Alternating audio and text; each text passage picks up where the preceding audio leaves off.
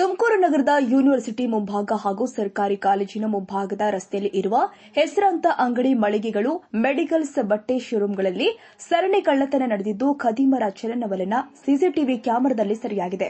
ಸ್ಥಳಕ್ಕೆ ಪೊಲೀಸರು, ಶ್ವಾನದಳ, ಬೆರಳಚ್ಚು ತಜ್ಞರು ಭೇಟಿ ಕೊಟ್ಟು ಪರಿಶೀಲನೆ ಮಾಡಿದ್ದು ತನಿಖೆ ಕೈಗೊಂಡಿದ್ದಾರೆ.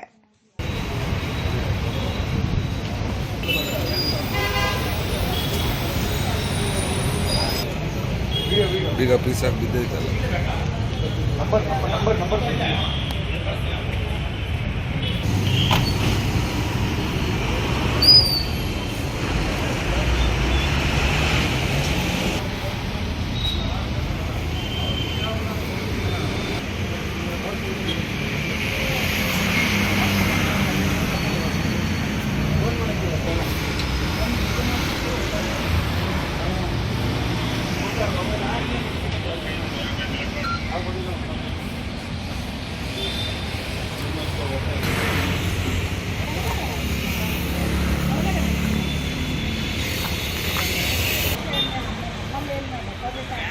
ಗೊತ್ತಲ್ಲ ನಮ್ಮಲ್ಲಿ ಎಷ್ಟೆಷ್ಟು ಜವಾಬ್ದಾರಿ ಮಾಡ್ತಿದ್ದಾರೆ ಇವತ್ತು ಇಬ್ಬರು ಇದು ಮಾಡ್ತಾರೆ. ನಾನು ಇವತ್ತು ಸರ್ಕಾರ ಕಡಿಮೆ ಕ್ರೆಡಿಟ್ ಕೊಡ್ತಾರೆ.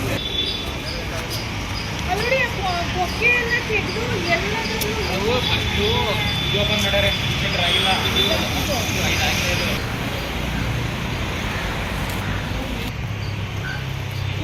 ತೋರ್ಸೋದು ಹೆಂಗಿದೆ.